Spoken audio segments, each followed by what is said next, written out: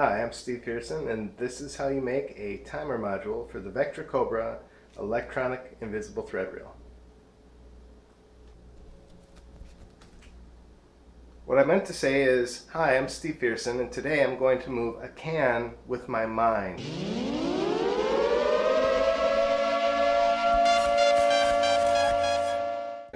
There's the can. I'm going to put a bill in front of the can here, just so you know I'm not blowing on it, because otherwise people always think you're blowing on the can or you're somehow throwing wind towards it. It's actually an energy that can pass right through the bill and hit the can. Alright, I'm going to get as far back as I can. Okay, and now I don't want to screw up the focus, but there you go. And you can see here the bill would have easily fallen. Everything can be examined. There's nothing attached to the can, nothing attached to you, and that is can trick. This time we're going to try this can and try to move it for more of an extended period of time. There we go. And of course everything can be examined. Everything is clean. There's nothing to find. So there's the Cobra. This is one of the first ones, actually. It's kind of dinged up, but it's still going strong. One of the coolest things about the Cobra, obviously, is that you can plug in different switches, modules, that turn it into different things. There's a pressure switch with a cable. You can hide this in different parts. Extension cable. We have extensions. We have the mercury switch, right? And instantly give it different functionality, and it's unlimited. The really exciting thing is that you can make your own switches. All you have to do is get your hands on a 2.5 millimeter jack or plug, and you're ready to go. And you know, you can find these at electronics stores, but they also run some car audio equipment is connected with those. And these things, where is it? These things, this is a cheap remote camera shutter trigger, and you can cut the jack off there. You can also use these and modify these into different modules. This is one of the first ones that I made for myself way back when. Is this goes in the armpit of your shirt, so it's under the arm. It's kind of the predecessor to the Sidewinder module, and that's just made out of the camera shutter module. So you get your hands on the 2.5 millimeter jack, and what would you attach? Let's say you're going to make a timer module. I went to the store, and the first thing, of course, that crossed my mind was get a timer. So we got a timer. We took the jack and just ran it, the two wires from it to two different copper connectors here. And you know, I opened up the timer and I just cut out the part that made it ring. So now it's just operated as a timer. Okay. And this isn't the final one, but this one works, and you have, and it's very accurate. You can set it for 3 minutes, 10 minutes, synchronize it with your watch so you know when it's going to go off, and that's when it goes off. Let me turn this. After 5 minutes, these will cross each other, and then it's going to connect. We'll set it for, like, I don't know, 40 seconds. You can adjust it either way. That's a minute. All right, less than a minute. Let's plug it in. I'll just show you how this works. And actually, the reel fits into the back of it. I cut a little slot there to completely hide this in. All right. Oh. And I had a little sticky thing on the back of it. Then that was holding this up in here, right? So now I have a timed reel. You don't want to leave this at the airport or anything, or put it in your luggage, but pretty cool little device, but it makes noise, right? Here, let me pull this out. And you could have something run across the room. You have over 40 feet of thread on the Vectra, on the thread bullets. So yeah, you could conceivably have a little fake mouse or something, make it run around the room. You'd run out of the room. Nobody could ever find it because it's going to retreat back to where your reel is hidden. Now, what do we have going here? They're about to touch each other. And when they do, that bill will complete the connection, and that bill will take off and go back to the reel. Now, one of the cool things about this is that it'll also go off after just, I don't know how long. Oh, did they not touch? I haven't used it. Oh, my thing is bent. Hold on. Okay. It was bent. I haven't been using this one anymore, and my contact was bent in half. But there's the bill. The timer's ticking down. How long do we really have to wait? I think it's about to go. There we go. And that's how that one worked. And then after another, I don't know, 20 seconds, 30 seconds, these would pass each other, and so the power would be off. So if you had this hidden in a different room and you activated like a loop of thread with it and it came all the way back, it would turn off by itself and then not waste your battery.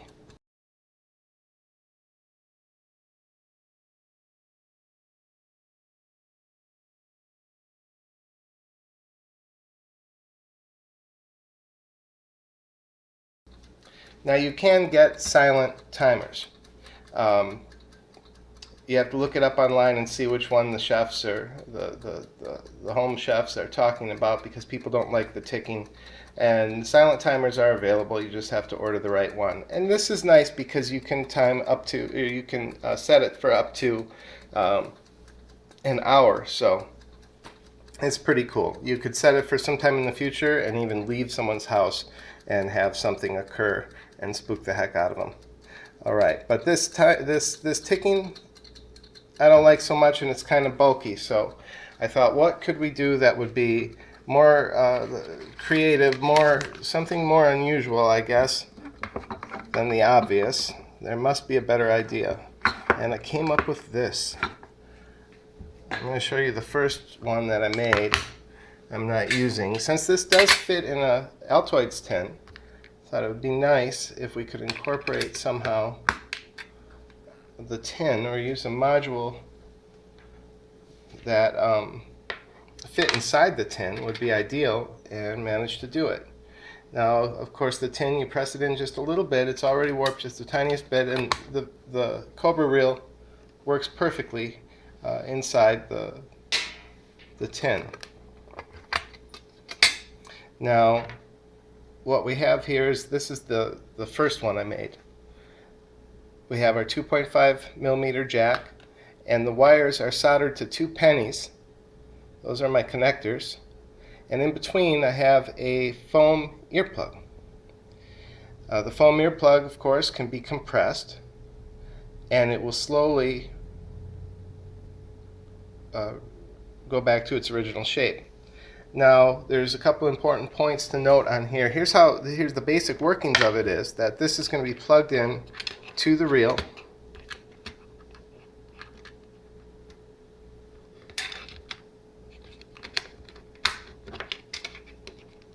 Okay, the switch goes inside like this, and the connections are made through the bottom of the box and the top of the box.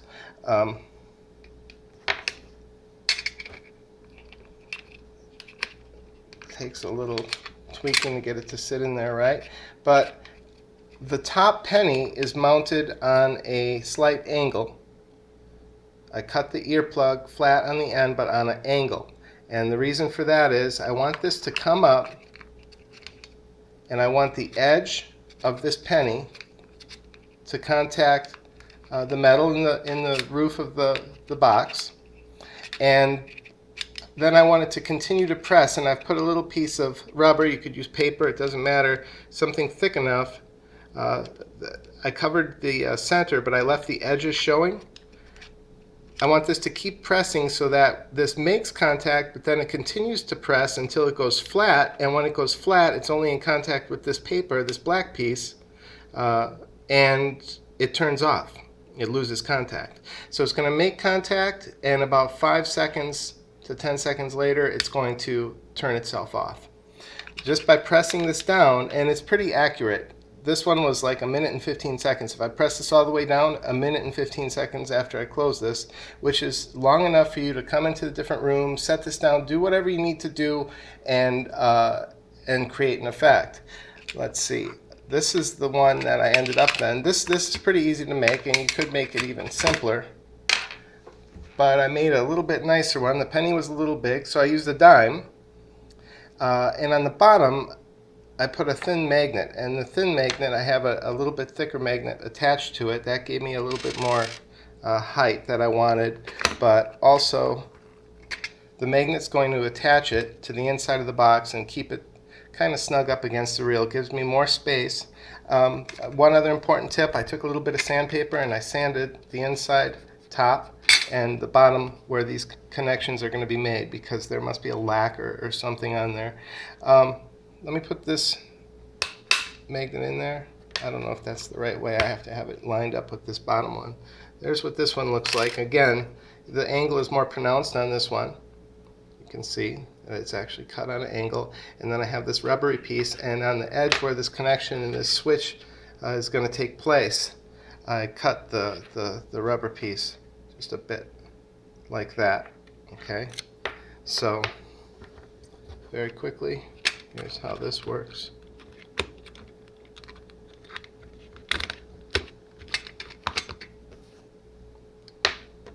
We'll attach this magnet to the bottom, and the whole thing goes in like that. So everything fits inside. This isn't going to budge. I can position it exactly where I want it, which I believe that's fine. And now I'm going to press this down, and in about 1 minute, 15 seconds, something like that. I haven't timed this one actually. It's going to go off, and what you want to do is you press it down and you work with it. You start to learn how long until it goes off. Well, you can do it with just a short time here, just for a demonstration. And I actually have double stick tape on the bottom of my box just so it doesn't slide around. The magnet will also help it stick to anything metal. Alright, and it's important to have your rubber, the bands on your Cobra, because you don't want the Cobra to slide inside the box and pinch your switch. So let me just push this down a bit, and you want to keep the angle on it.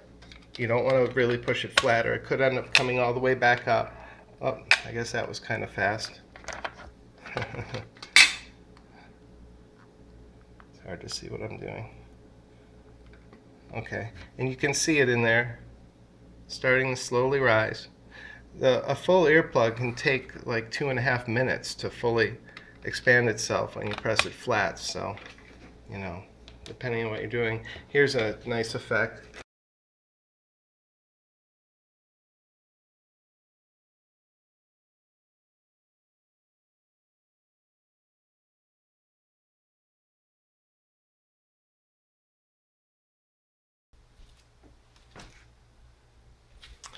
Okay, here's how we set it up. The Cobra is right now inside this Altoids tin up on the countertop, and the thread is coming out of it, and it's attached over to a different part of the countertop, over in this area on the edge, and so I can grab the thread near the front of the Cobra or anywhere along here that I want, and I have the bill positioned so that I can pick up the bill and hook the thread with my ring finger and come away with the bill and the thread.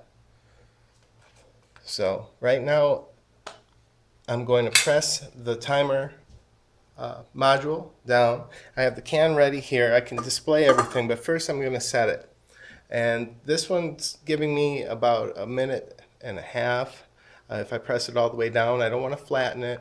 I'm going to leave a little bit of an angle there, but I'll press it all the way down. Okay. And close that.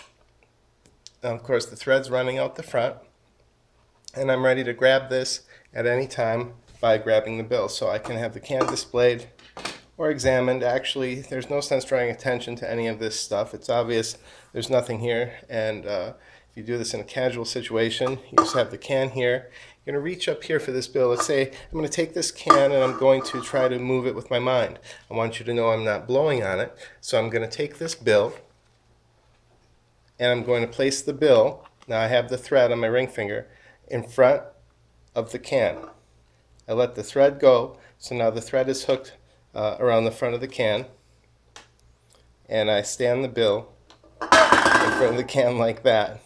I'm talking quite a bit here, so my timer actually went off in just about exactly 1 minute there. So let me set this up again, and we'll just kind of walk through it. You do understand what's going on.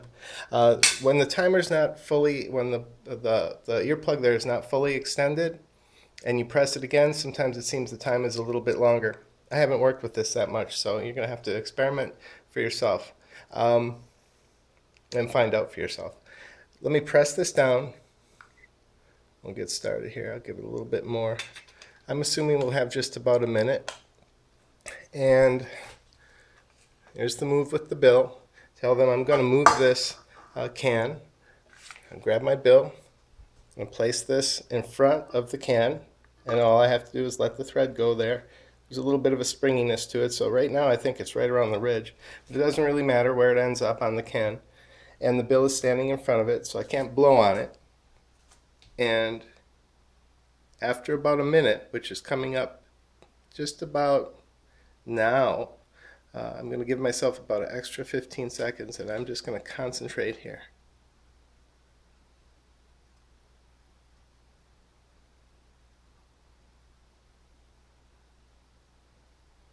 Concentrate even harder. And rather than trying to time it and really throw your energy into it, you're really better off staying perfectly still. You can join hands with the people in the room, try to raise the energy in the room, and there it goes. And then you can demonstrate that falls over very easily. So it's a very impossible effect. Now they can go and examine this. Of course, there's nothing to find. Your thread is up here where they're never going to notice it. Now you can rig this so that the thread ends up flat against something. You can also put the reel and the anchor somewhere much farther away. So that you bring this in after the effect, the thread is completely out of the way, and that's about it. All right, guys, I came up with these in 1 day. This is just the tip of the iceberg. I'm sure somebody out there can come up with something even cooler, and with stuff around the house or with who knows what. A lot of you are hobbyists. I'd love to see what you're working on and what you can do with the Cobra. A big thank you to everybody who has purchased the reel so far. It's a big hit. I'm very busy. We're very happy, and you are much appreciated. Thanks. I'm Steve Fearson.